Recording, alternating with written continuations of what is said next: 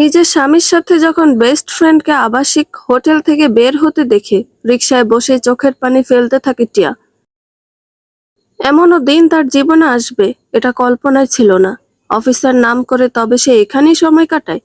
কি কমতি আছে তার মাঝে? কিসের অপূর্ণতা রেখেছে একটা নারী হিসেবে নিজের মধ্যে? রূপ গুণ সবকিছুই তো আছে। যেমন দেখতে সুন্দরী তেমন কাজেও পারদর্শী। আবার বাবার অঢেল অর্থ সম্পদ তো আছে। এমন মেয়েকেই তো ঘরের বউ করে ছেলেরা। তাও কেন স্বামীকে এভাবে দেখা লাগলো তার? কোনো রকমে নিজেকে সামলে হাতে থাকা পার্সের মধ্যে থেকে ব্যাগের চেন খুলল। মোবাইল বের করে আগেই কয়েকটা ছবি তুলে নিল দুজনের। তারা হাসি মুখে কি সুন্দর আলাপ জুড়েছে। স্বামীর হাত আছে প্রিয় বান্ধবীর কাঁধেই। সহ্য হয় না, তবুও প্রমাণ রাখতে হয়। দীর্ঘশ্বাস ছেড়ে কল দিল। ওপাশ থেকে ধরল টিয়ার স্বামী ফাহিম। হ্যাঁ বলো। কোথায় তুমি? অফিসে আছি। কেন?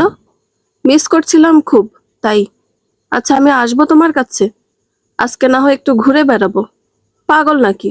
অফিসের অনেক কাজ আছে আমার, ছুটিই পাবো না আমি। অকপটে মিথ্যা বলার সময় লোকটার ভ্রু কুঁচকে এলো। সবকিছুই রিক্সাওয়ালা মামার পিছনে উকি দিয়ে দেখছে টিয়া।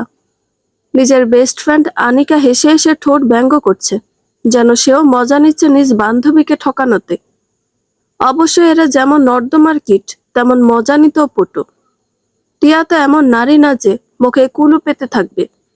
নিজের পরিবারের ক্ষমতা তার আছে। সেও এই ধোকার বদলে থাপ্পড় দিতে জানে। যদি সম্ভব নাও হয়, তাহলেও সে এমন নিকৃষ্ট ব্যক্তিদের সাথে থাকবে না। এদেরকে নিজের জীবন থেকে বিদায় দেওয়ার আগে এদের উচিত শিক্ষাটা দিবে। তাই কথা ঘোরাতে বলে, আচ্ছা তুমি তাহলে কাজ করো, আমি আমার অন্য ফ্রেন্ড নিয়ে যাই। কোনো ছেলে ফ্রেন্ড থাকবে নাকি সাথে? আনিকা একটা ছোট আদুরে কিল বসালো ফাহিমের বুকে। ফাহিম মিটিমিটি হেসে আনিকাকে আরেকটু আলিঙ্গন করে নেয়। টিয়ার মন তো চায় এখনই একটা ঠাটিয়ে দিতে দুজনের গালে।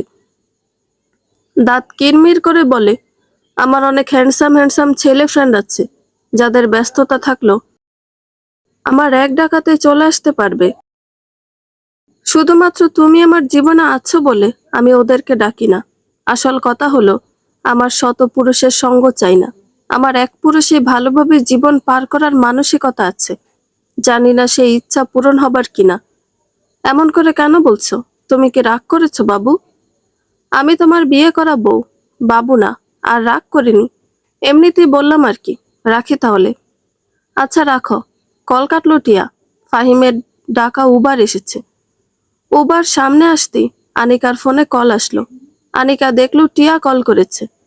ভ্রুকুটি করে কেটে মেসেজ দেয়, ব্যস্ত আছি দোস্ত, এখন তোর হবু দুলা ভাইয়ের সাথে বাইরে, পরে কথা হবে। ফিচেল হাসলো টিয়া। হবু দুলা ভাই? প্ল্যান করলো ওদের এই নাটক ওদেরকে ফেরত দিবে। আনিকার সাদাসিধা হবু বর ফুয়াদ। বাবা নেই, মা অসুস্থ। সরকারি চাকরি করায় ভুঁড়ি আছে বেশ। মাথায় চুলগুলো থাকলেও না থাকার মতো। আনিকার পরিবারের দায়িত্ব নিতেও রাজি সেই লোকটা। আনিকার আছে শুধু নানি।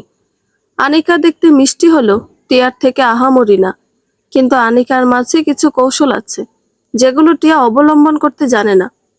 এই যেমন গায়ে ঢলে পড়া, মন গলানো কথাবার্তা, আরো অনেক কিছু। না হলে এমন লো ফ্যামিলির মেয়ে কি আর ইজিলি কৌশলে টিয়ার বেস্ট ফ্রেন্ড হয়? টিয়া তো আনিকার মন স্বচ্ছ দেখেই বন্ধুত্ব করেছিল। ওরা দুজনে উবারে উঠে দুজন দুজনকে জড়িয়ে রেখেছে। টিয়া নিজ চোখে দেখলো। চোখ দিয়ে চুপ করে কয়েক ফোঁটা পানি বের হলো। এমন দৃশ্য কোনো মেয়েই মেনে নিতে পারে না। মেয়ের জন্ম হয় এমন এক পুরুষের সাথে জীবন গড়ার জন্য। সেই পুরুষ যদি অন্য নারীর প্রতি আকর্ষিত হয়, তাহলে মেয়েদের জীবনে থাকলো কি? বুকের মাঝে শূন্যতা বোধ করছে টিয়া। বিয়ের পর থেকে এই পর্যন্ত তার সমস্ত চাওয়া পাওয়া জুড়ে চলে ফাহিম। যাই করবে যাই খাবে ফাহিম ব্যতীত ভাবেনি। এমন তো না যে আনিকাকে ফাহিমের সাথে অহরহ ঘুরেছে বা আনিকাকে নিয়ে মিষ্টি মিষ্টি কিছু কথা বলেছে। ওই তো বিয়ের দিনটাই শুধু দুজনের আলাপ। এরপরেই কি তাহলে আনিকার কুনজর লেগে গেল? কুনজর খুব ভয়ানক এক দৃষ্টি, যেটা বোঝা বড় দায়। একবার কুনজরে পড়লে জীবন হয়ে যায় মরুভূমির মতো। যদি একটু কষ্ট করে ওরা 4-5 কদম পিছনে রিকশায় চোখ রাখতো, দেখতে পেত তারা ধরা পড়েছে। টিয়া একবার ভেবে নিল তালাক দিবে ফাহিমকে, মুক্ত হবে নিজেও। আবার ভাবলো তালাক দিলেই কি এরা সোজা পথে আসবে? এদেরকে ছেড়ে দিলে এই পরকীয়া বাড়তেই থাকবে। তাই টিয়া কৌশল অবলম্বন করতে চাইল, এমন কৌশল যেন ওরা ওদের পরকীয়ার জন্য নিজেদের ঘৃণা করে। এই পরকীয়ার জন্য আপনজনকে হারানোর কষ্ট যেন তারাও হারে হারে বুঝতে পারে। আর কতবার মানুষ শুধু পরকীয়া দেখে নিজেকে আঘাত করবে। অন্যায়কারীদের শাস্তিও তো প্রাপ্য। এখন শুধু ভাবতে হবে কি উপায়ে শাস্তি দেওয়া যায়। বাসায় এসে টিয়া কিছুক্ষণ ধরে চোখের ওপর হাত রেখে ইজি চেয়ারে বসে চিন্তাধারায় মন রাখলো। এক একটা প্ল্যান সাজালো, আবারও সেটা বদলালো। কারণ কিছু সময় শাস্তি দিতে গেল তাতে ব্যাঘাত ঘটবে। মুদ্রার যেমন দুই পিঠ, একটা সম্পর্কের মাঝে স্বামী স্ত্রীর ঠিক তেমন দুটো অবদান রাখে। একটু ভেবে ফোনে নোট করতে বসলো, ফাহিম তাকে কি কি দিতে খুশি রাখছে আর সে ফাহিমকে কি কি দিয়ে।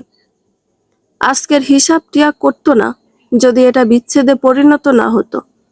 একটা নারীকে চোখ কান খোলা রেখে জীবনের লম্বা রাস্তাটা এগিয়ে নিয়ে যেতে হয়। ফাহিমের মতো স্বামী কপালে জুটলে নারীর জীবন হয়ে যায় মরুভূমির মতো জলশূন্য। শুকনো এলাকায় গাছবিহীন পরিবেশ। টিয়া নোট করার মাঝে চোখ মুছেছে অজস্রবার। নিয়তে কি এটাই ছিল? মানতে যে খুব কষ্ট। স্বামী কেন এমন হয়? কেন সে নিজ বউকে নিয়ে খুশি না? স্বামীর দিক বুঝতে পারছে না, এর মধ্যে আবার নিজেরই বেস্ট ফ্রেন্ড। কিভাবে নারী হয়ে নারীর সংসার চুরমার করে? এই নারীদের মন এমন কেন? এরা কি নিজেদের জন্য একটা সংসার গড়ে সুখে জীবন পার করার সিদ্ধান্ত নিতে জানে না? কেন তাদের অন্যের স্বামীর দিকে চোখ রাখতে হবে? পৃথিবীতে তো ছেলেদের অভাব নেই, তবুও কেন অন্যের স্বামীর প্রতি টান? ভাবতে গিয়ে ওই দুটো মানবীর ওপর ঘৃণায় মাথা চারা দিচ্ছে। গলা শুকিয়ে আসছে, চোখের পানি বাড়তে থাকে। দুজনকে খুন করার মতো ইচ্ছা শক্তি জাগ্রত হয়। অনেক ভেবে কিছু একটা খুঁজে পেল, ডায়াল করলো বাবার কাছে। তারিফ হাসান ধরলেন, কেমন আছিস মা? একটু আগেও ভালো ছিলাম বাবা, এখন ভালো নেই। বাবার বুকটা ধক করে উঠল মেয়ের এমন কথা শুনে। যাকে ভালোবাসে তার সাথেই তো বিয়ে দেওয়া, তাও কেন ভালো নেই মেয়ে? কি হয়েছে তোর? বাবা, ফাহিম আমাকে। থেমে গেল টিয়া, আটকে আসছে গলা। তারিফ হাসান আবারও জিজ্ঞাসা করলেন, কি হলো? ঠকিয়েছে বাবা।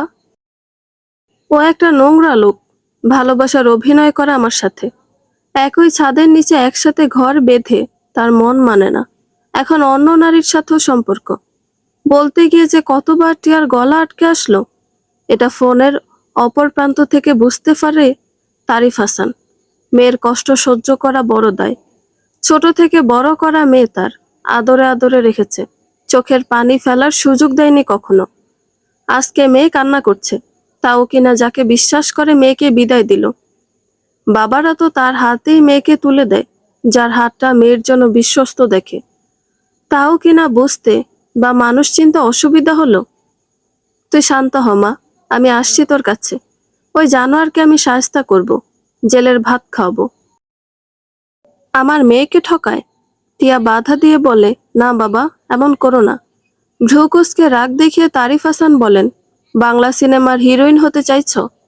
স্বামী অত্যাচারী হলো সহ্য করে সংসার করবে এমন? মোটেই না, বরং আমি ওদেরকে শাস্তি দিয়ে বুঝিয়ে দিব ওরা ঠিক কি করেছে আমার সাথে। কিছু ভেবে রেখেছ?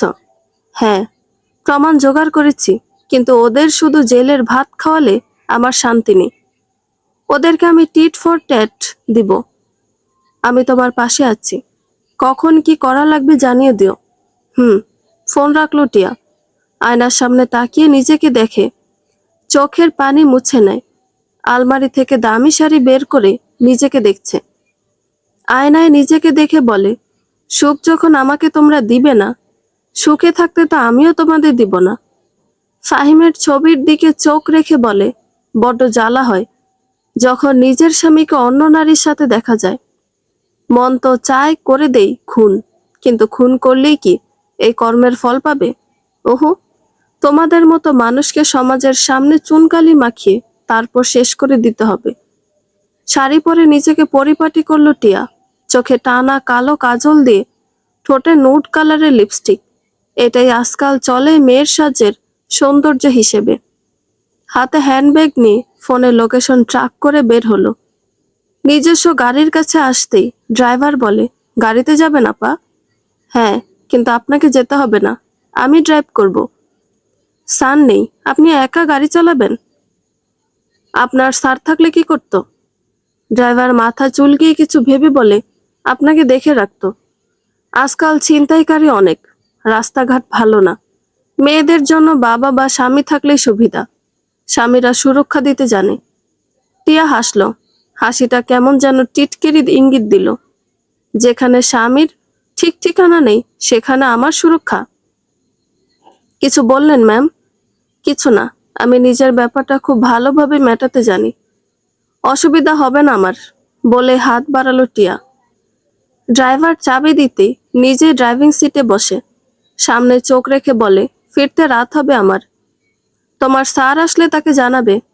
আমি আজ মুক্ত আকাশে উড়ন্ত পাখির মতো ছুটতে বেরিয়েছি। আচ্ছা, ভয়তে বলল ড্রাইভার। এটাই তো স্বাভাবিক, একা মেয়ে, এতদিন রিকশায় করে এই কাছাকাছি কোথাও যেত। গাড়ি নিত তখন যখন সে দূরে কোথাও যাবে, সঙ্গে তো কেউ না কেউ থাকে। আজ একা যাচ্ছে। ফাহিম হয়তো আজকে জ্যান্ত পুঁতে রাখবে। টিয়া পাত্তা না দিয়ে চলে গেল নিজ কার্য পূরণ করতে। পানশিতে এসে গাড়ি থামালো টিয়া। গাড়ির জানালা দিয়ে পানশির দিকে চোখ রাখতে দেখতে পেল লেকের কাছে টেবিলে বসে চায়ে চুমুক দিচ্ছে ফুয়াদ। টিয়া গাড়ি থেকে নেমে সোজা চলে গেল ফুয়াদের দিকে। সামনের চেয়ারে বসে বলে, আরে হবু জিজু, আপনি এখানে? ফুয়াদ সামনে চোখ রেখে টিয়াকে দেখে অবাক। ধানমন্ডি থেকে এখানে?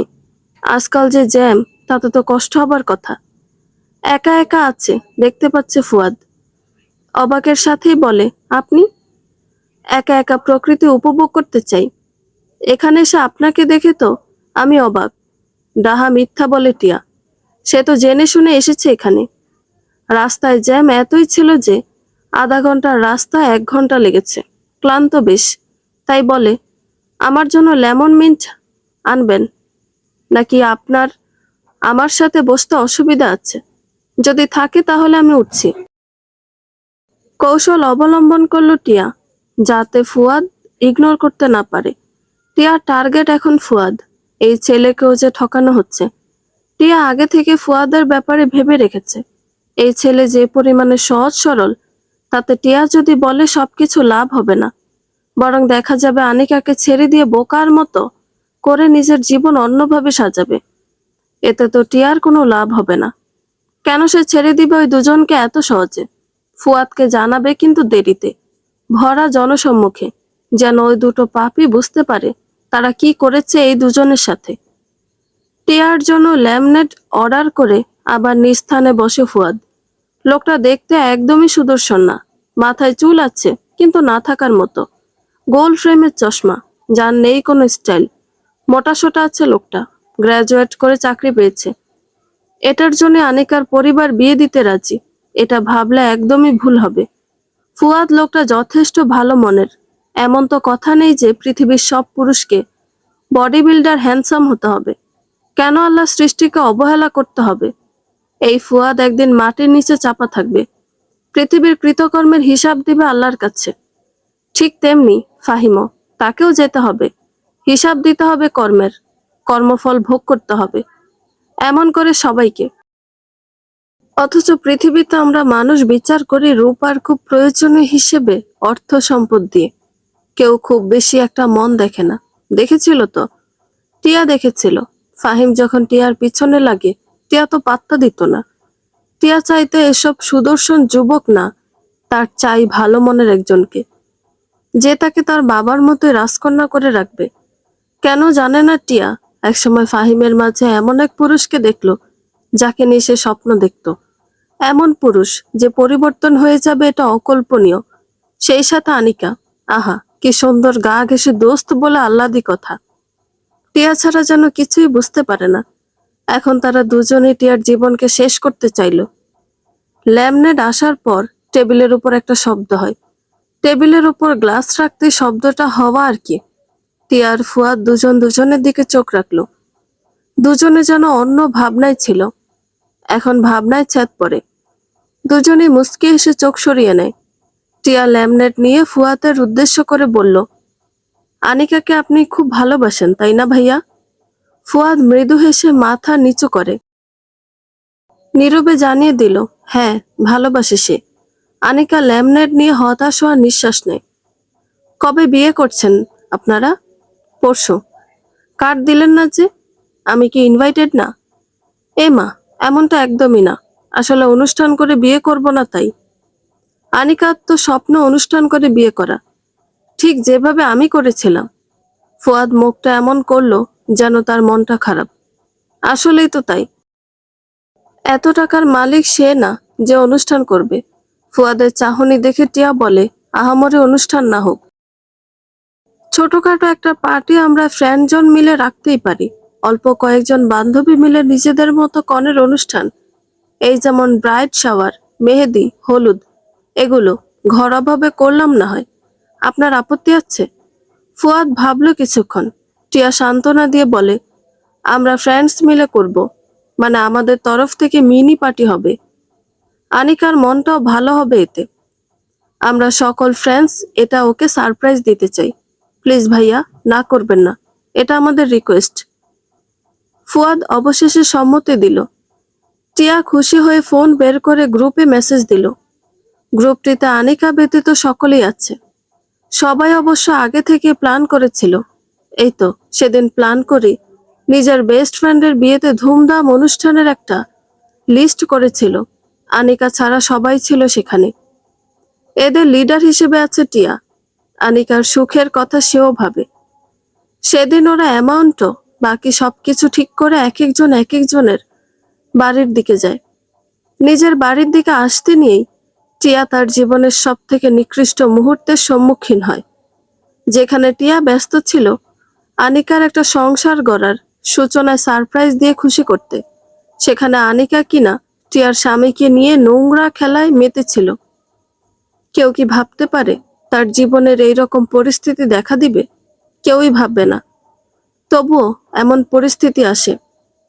তাহলে তুমি চাইছো আনিকাকে ওর বিয়েতে হেনস্থা করতে? ডিভোর্স স্পেশালিস্ট নাজিয়া আঞ্জুমান কথাটি বলতেই টিয়া চোখ তুলে তাকালো। ফুয়াদের ওখান থেকে সোজা এখানে এসেছে টিয়া। তার কাছেই সবকিছু বলে। ফাহিমের নামে মামলা করেছে। উকিল রেডি রাখবে এখন, যেন ফাহিম বেশি লাফাতে না পারে। বোয়াল মাছ লাফানোর আগে তার ঘাড়ে বাড়ি মারতে হয়, তবে সে দুর্বল হবে। টিয়া মৃদু হেসে বলে, হ্যাঁ, কারণ আমাদের আইন একটু নড়বড়ে। পরকীয়ার শাস্তি শুধু পুরুষ পায়, মেয়েদের শাস্তি স্বরূপ আইন এখনো বের হয়নি। যদি বের হতো তাহলে এত কাঠখড় পোহাতাম না, সোজা দুটোকে জেলের ভাত খাইয়ে দিতাম। এতটা এগিয়ে যদি আনিকার আসল রূপ প্রকাশ করো, তাহলে জনসম্মুখে ফুয়াদের একটা অপমান হবে না? আপনি উকিল, তবুও কেন বাচ্চামো কথা বলছেন বলুন তো? মাঝে মাঝে উকিলও বাচ্চামো করে, কারণ আমরাও তো মানুষ। ফুয়াদ ভাই অপমান হবে না, বরং সে জীবনটাকে বুঝবে। সেই সাথে ফুয়াদ ভাইকে দেখে সব পুরুষ বুঝবে নারী পেলে দমে থাকতে নয়, কঠিনও হতে হয়। ফুয়াদ ভাইয়া যেভাবে শান্ত স্বভাবের, এতটাও শান্ত হওয়াটা জরুরি নয়। আমি জানি আমার আগেই জানিয়ে দেওয়া উচিত, কিন্তু আমি যতটুকু দেখেছি ফুয়াদ ভাই আনিকাকে চোখ বন্ধ করে বিশ্বাস করে। সেই বিশ্বাস আমার চারটে কথাতে ভাঙবে না। আর এমনি তো আমি যদি আগে সব বলে দিই, বিয়ে ভেঙে গেলেও সবার মাঝে সন্দেহ সৃষ্টি হবে। এই সন্দেহ থেকে ওরা সতর্ক হবে। তাই এইটুকু পরিস্থিতি ফুয়াদ ভাইয়াকে ফেস করতেই হবে। সেও জীবনকে সাজাতে পারবে তাহলে। বেদনা শুধু নারীর মনে না, পুরুষের মনেও হয়। রাতের আধারের কান্না করতে শুধু নারী না, পুরুষেরাও পারে। আমি তোমার পয়েন্ট বুঝতে পারছি। সব শুনে তোমার ডিভোর্স দেওয়াতে আমি সমর্থন করি। তোমার ইনফরমেশন আর ফাহিমের ইনফরমেশন দাও, আমি পেপার রেডি করে দিচ্ছি। কতদিন সময় লাগবে? একটু কমই সময় লাগবে, কারণ আমাকে 5 দিন পরেই সিলেট যেতে হবে। ঘুরতে? ওহো, ওখানেই সেটেল হতে। ঢাকা শহরে আমি এসেছি 27 বছর হবে। এর আগে ওখানেই আমার সংসার ছিল। এখন নেই? না। কি হয়েছে? কোনো এক না, দুজন প্রতারকের পাল্লায় পড়ে আমারও ডিভোর্স হয়, ঠিক তোমার মতোই। স্বামী আর নিজের প্রিয় বান্ধবী আমার অবশ্যই একটু তফাৎ ছিল। আমি আমার সেই বান্ধবীকে বাড়িতে আশ্রয় দিয়েছিলাম কয়েকদিনের জন্য। সে যে উপকারের প্রতিদান এটা দিবে বুঝতে পারিনি। ওকালতি? আমি ওকালতি নিয়েই পড়তাম। পড়ার মাঝে আমি মা হবার খবর পাই। সেও খুশি ছিল। বান্ধবী তো নাচতে নাচতে আমার স্বামীকে আকর্ষিত করে নিল। ডেলিভারির দিন জানতে পারলাম আমার সন্তান মারা গেছে, কারণ আমি অতিরিক্ত মানসিক চাপ নিতে পারিনি। এরপর তালাক দিয়ে চলে আসি। শাস্তি দেননি তাদের? দেওয়া হয়নি। মানসিক অবস্থা খারাপ ছিল। কি করব না করব মাথায় কাজ করতো না। বাবা অনেক কষ্টে সামলায় আমাকে। ওনাকে তালাক দেওয়ার পর 2 মাস আমি হাসপাতালে ভর্তি ছিলাম। চোখের সামনে দুজনের বীভৎস দৃশ্য ফুটে উঠত।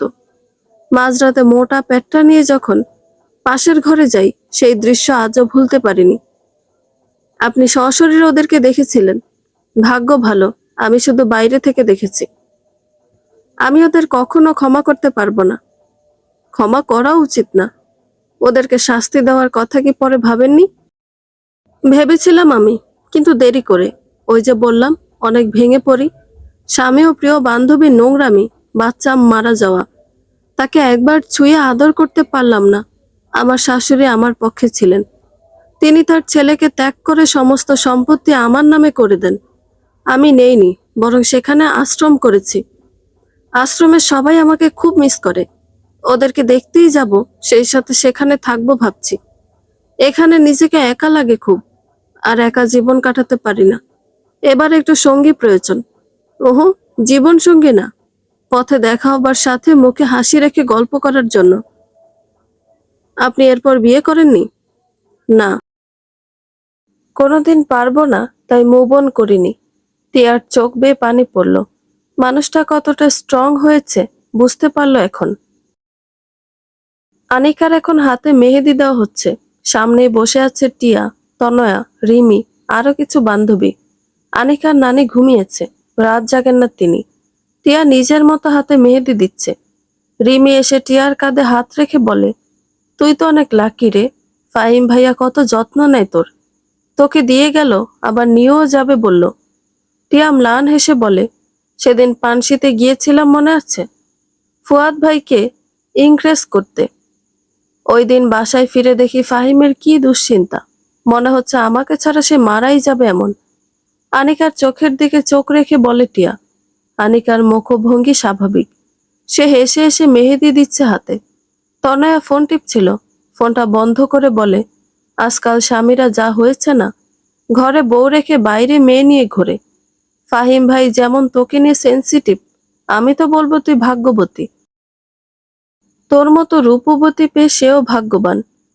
স্বামীদের চোখ বন্ধ করে বিশ্বাস করতে নেই।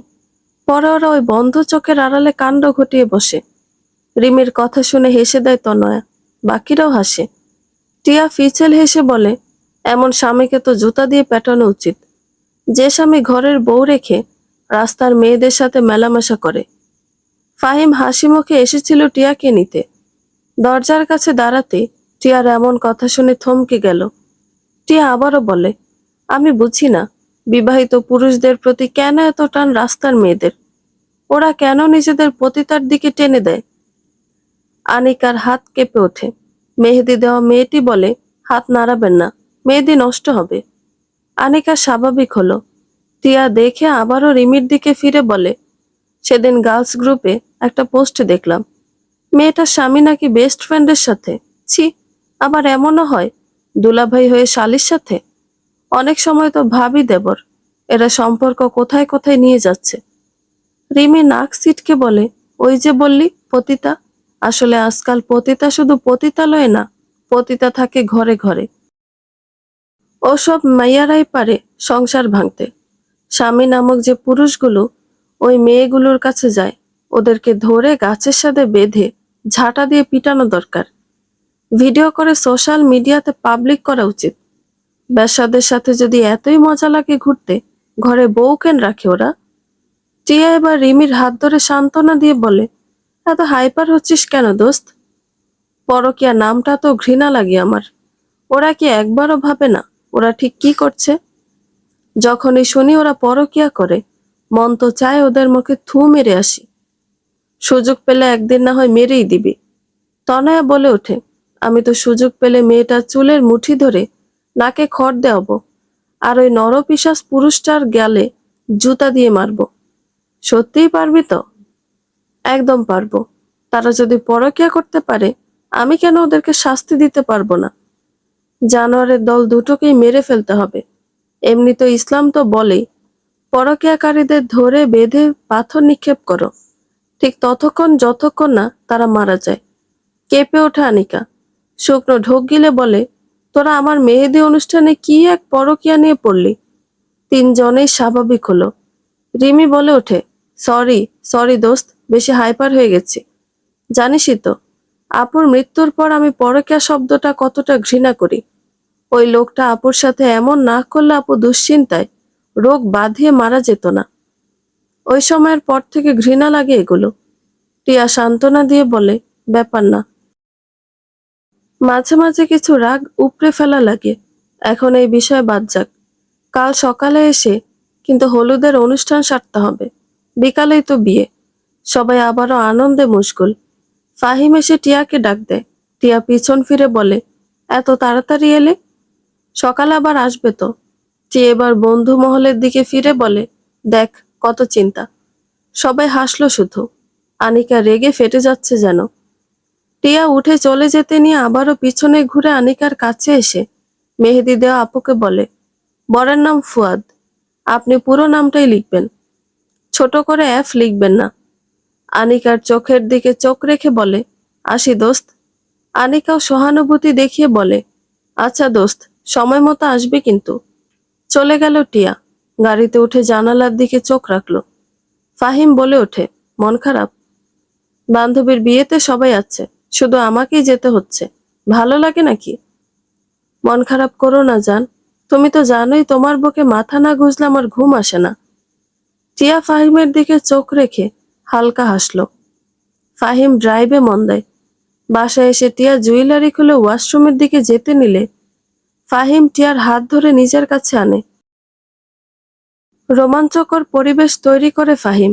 টিয়ার মুখে যেই চুম্বন দিতে নিবে, টিয়া সরে যায়। বলে, ক্লান্ত লাগছে খুব, এখন একটু ঘুমাতে চাই। টিয়া দ্রুত ওয়াশরুমে চলে যায়।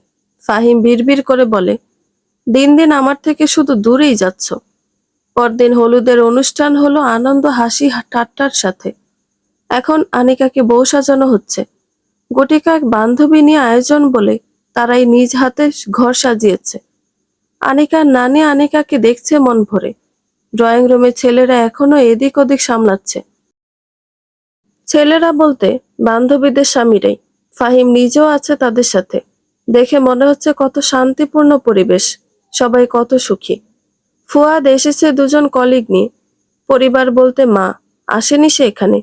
বৌমা আসলে তাকে আপ্যায়ন করতে হবে তো, সেই কাজে বাসায় আছে। অসুস্থ মানুষটি ছেলে বউয়ের জন্য টুকটাক কাজ করে যাচ্ছে। বর এসেছে শুনে সবাই বাইরে আসে। দুষ্টুমি করে সবাই শরবতে ঝাল লবণ মিশিয়ে খাওয়ায়। এটাকে মজাই বলে সবাই। ফুয়াদ মেনে নিল হাসি মুখে। বরের আসনে বসিয়ে দিতে তার সামনের দিকে আনিকাকে আনা হয়। দুজনকে সামনাসামনি বসিয়ে বিয়ে দিবে। কাজী এসেছেন মাত্র। একটু কথাবার্তা বলে যে বিয়ে পড়াতে নিবে, টিয়া বলে ওঠে, আমার একটু কথা ছিল। সবাই ভ্রুকুটি করে তাকালো। টিয়া সবাইকে হাত দিয়ে থামিয়ে বলে, আসলে আমার বেস্ট ফ্রেন্ডের বিয়েতে একটা গিফট দেওয়ার ছিল। রিমি বলে ওঠে, গিফট পরে দিবি, আগে ওদের বিয়েটা হোক। হুম, আগে গিফট দিতে চাই, পরে না হয় বিয়ের কথা ভাবা যাবে। এটা আবার কেমন কথা? দেখ তো আগে। টিয়া এবার একটা বক্স নিয়ে আনিকার সামনে দিয়ে বলে, তোর জীবনের সব থেকে বড় মূল্যবান গিফট এটা, খুলে দেখ দ্রুত, না হলে মিস করবি। আনিকা হতভম্ব হয়ে টিয়াকে দেখে গিফট বক্স খোলে। দেখে অবাক হলো সাথে সাথে। হাত থেকে বক্স নিচে পড়তে কিছু ছবি ছড়িয়ে ছিটিয়ে গেল সব জায়গায়। আনিকা উঠে দাঁড়িয়ে তাকালো টিয়ার দিকে। টিয়া মুখে হাসি বজায় রেখে দেখছে আনিকাকে। এই হাসি আনন্দের না, ক্ষোভের হাসি দেখে বোঝা যায়। আনিকাকে অবাক হতে দেখে ছবিগুলো একে একে সবাই উঠিয়ে দেখে। রিমি নাক মুখ কুঁচকে বলে ওঠে, ছি। টিয়া বলে ওঠে, আমার স্বামীকে নিয়ে বিছানায় কাটাতে তোর বিবেক কাজ করেনি, তাই না? ফাহিম আঁতকে ওঠে। ছবিগুলো দেখে সেও কেঁপে উঠল। ফুয়াদ চশমা খুলে পাশে রাখে। সে যেন বিশ্বাস করতেই পারছে না। মন বলছে মেয়েটা তো নরম মনের, এমন করতেই পারে না। মস্তিষ্ক বলছে এভাবে ঠকাতে লজ্জা লাগেনি? অন্তত আমাকে না হোক, নিজের বান্ধবীকে কিভাবে? ফাহিম এগিয়ে এসে টিয়ার পাশে দাঁড়িয়ে নিজের হয়ে কিছু বলতে নিবে। টিয়া সেই সুযোগ দিল না। ফাহিমের গালে 5 আঙুলের ছাপ বসিয়ে দিল। টিয়া দূরে সরে গেল। দরজার কাছে ওর বাবা তারিফ হাসান দাঁড়িয়ে আছেন। টিয়া গিয়ে বাবাকে বলে, ডিভোর্স লেটার এসেছে? তারিফ হাসান ডিভোর্স লেটার দিয়ে বলেন, কালকে এসেছিল। তুমি এখানে আনতে বললে, তাই আমি এখন আনলাম। টিয়া ডিভোর্স লেটার হাতে নিয়ে ফাহিমের দিকে তাকায়। ফাহিম ডিভোর্সের কথা শুনে আকাশ থেকে পড়ল। টিয়া সবার দিকে তাকিয়ে বলে, আমি কাগজে সই করব, কিন্তু তার আগে, রিমি, তুই নাকি কি করবি বললি? ওগুলো কর। আমিও দেখি পরকীয়ার শাস্তি কেমন হয়। মনকে শান্তি দিতে চাই ওদের শাস্তি দেখে। রিমি এসে দাঁড়ালো আনিকার সামনে।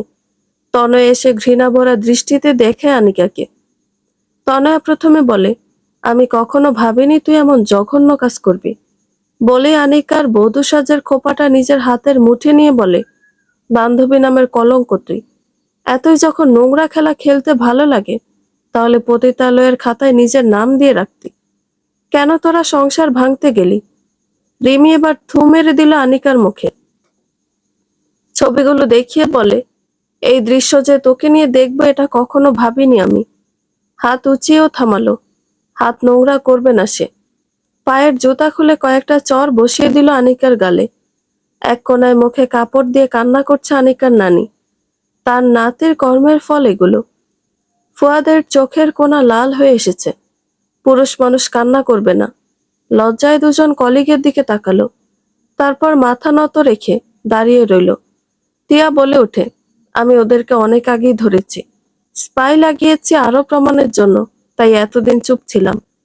এখন স্ট্রং প্রমাণ পেলাম।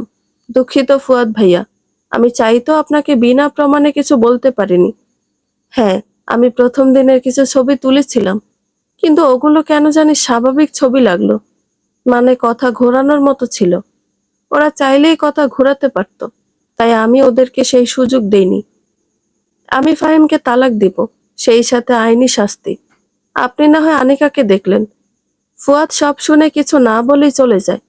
বুঝিয়ে দিল বিয়েটা হবে না। আনিকা ধপাস করে বসে পড়ে মেঝেতে। ফাহিমকে দেখছে এখন সবাই। রিমি আর তনয়ের স্বামী এসে ফাহিমের পাশে দাঁড়ালো। দুজনেই তাদের বউদের ইঙ্গিত বুঝে ফাহিমের হাত দুটো ধরে নেয়। ফাহিম ছাড়ানোর চেষ্টা করে। রিমি এসে জুতাটা দিয়ে ফাহিমের গালে আঘাত করতে লাগলো। টিয়া দেখছে শুধু, চোখ দিয়ে পানি পড়ছে টিয়ার। এই দিনটাও দেখা লাগবে। একদিকে কষ্ট লাগলো, অন্যদিকে শান্তি পাচ্ছে। অবশেষে ডিভোর্স পেপার নিয়ে ফাহিমের সামনে দাঁড়িয়ে বলে, সই করো। ফাহিম কাঁপা কাঁপা কণ্ঠে বলে, আমাকে ক্ষমা করে দিলে হয় না? না হয় না। কারণ কি জানো? কারণ আমি তোমার সাথে থাকলে এই দৃশ্যগুলো সবসময় মনে রাখবো। তোমার কাছে যেতে আমার ঘৃণা লাগবে। আমার অস্বস্তি লাগে। মনে হয় তোমাকে শেষ করে দিই। নিজেকে শেষ করে দিই। তোমরা পরকীয়া করলেও যন্ত্রণা। আমাদের মতো ঘরোয়া বউদের। এটা একবারও বোঝো তোমরা? যখন বুঝতেই পারো না তখন বাদ দরকার নেই সংসার করা। আমি বিচ্ছেদ চাই এই নষ্টামি জগৎ থেকে। ফাহিম আরো মিনতি করে, কিন্তু ফল শূন্য। টিয়া তালাক দিবি। তাই তালাক হলো ফাহিমের সাথে। সই করতে বাধ্য হলো ফাহিম। কিছু পুলিশ এসে নিয়ে গেল ফাহিমকে। আদালতে এসে ফাহিমের বিরুদ্ধে অভিযোগ দিল সবাই। ফাহিমের বাবা মাও এসেছেন। তারা ক্ষমা চাইল টিয়ার কাছে। সবশেষে ফাহিমকে শাস্তি হিসেবে 5 বছরের হাজতবাসের জন্য অনুমতি দেওয়া হলো। ফাহিম চলে যেতেই টিয়া বাইরে এসে একটি বেঞ্চে বসে। কান্না করে দেয়, গলা ফাটে। টিয়ার কাঁধে হাতের স্পর্শ পাওয়া যায়। টিয়া মাথা উঁচিয়ে দেখে নাজিয়া আঞ্জুমান। টিয়া ওনাকে জড়িয়ে কান্না করে দেয়। কিছুক্ষণ ওনার বুকে মুখ গুজে কান্না করে। নাজিয়া আঞ্জুমান টিয়ার মাথায় হাত বুলিয়ে বলেন, তোমাকে দেখে আমি খুব খুশি। তোমার মধ্যে যে প্রতিভা দেখেছি, এটা আমার মধ্যে ছিল না। থাকলে আমি ওদেরকে শাস্তি দিয়ে একটু শান্তি পেতাম। টিয়া উঠে বসে বলে, আপনি এখানে এসেছেন কেন? তোমাকে দেখতে। তোমার চোখে আমি আমার জন্য কান্না দেখেছি। কারণ আমরা একই পথের সঙ্গী যে। তুমি আমার কষ্ট বুঝেছ। আমিও সেই কষ্ট বুঝে চলে আসলাম। এভাবে ভেঙে পড়ো না। নিজেকে সামলাও। প্রতিষ্ঠিত হও। আর আশা কমিয়ে দাও নিজেদের সাথে মিশে থাকা ব্যক্তিদের থেকে। টিয়া মাথা উপর নিচ করে হ্যাঁ জানালো। তারিফ হাসান উকিলের সাথে কথা বলা শেষ করে এগিয়ে আসলো টিয়ার কাছে।